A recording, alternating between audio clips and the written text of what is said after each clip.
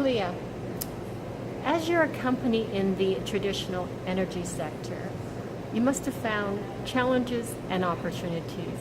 Can you share some of the wins and some of the failures for the next gen entrepreneurs out there? Oh, definitely. Well, there's always a lot more failures than there are wins.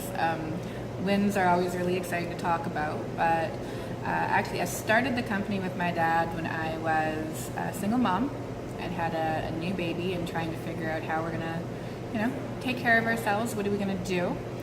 And it was a really steep learning curve, especially in Alberta. It is rather traditional, very male-dominated into the energy sector.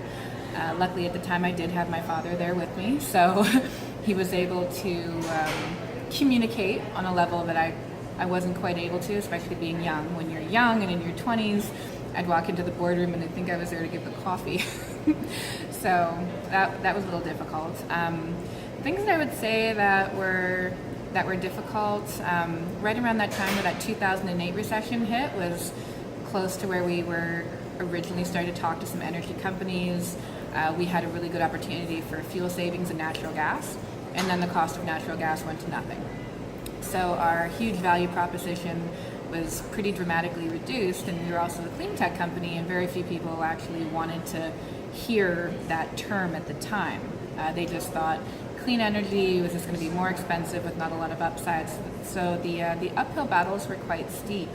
We spent a lot of money and a lot of time validating and proving out the technology, and that part I think would be one of the things I consider our greatest success, is the fact that we were willing to really take the time and prove out that we had a very valuable product and get the engineer's certification and get the field trials that we needed to be able to substantiate any of the claims that we were making on the tech.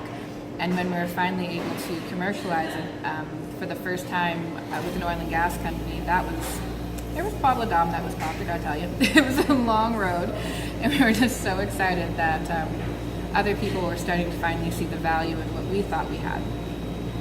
So you have one example of that right here at the Edmonton Airport. A lot of the passenger ramps are heated with your technology. Is that right? Well, they're getting there. So the Edmonton Airport is, I'd have to say, they're visionaries. They see future emerging trends. They recognize that clean technology is imperative.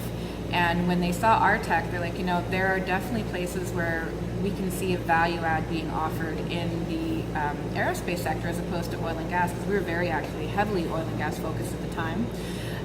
We weren't really seeing many opportunities outside of it. And then when their VP of commercial real estate came to us, he's like, okay, you can do this, and this. We need to get you down and talking. And we ended up being able to meet with their VP of operations, Steve Mabey. And he's like, well, could you build a jetway heater? And we're like, yeah, I think we could do that. And they showed us some of the things that they were having issues with and some of the areas where they'd like to see better efficiencies. And as of the testing that we just completed with them this winter, we showcased anywhere from a 50 to 70% savings in fuel costs, which were amazing. And we were able to showcase it was an easy to operate device.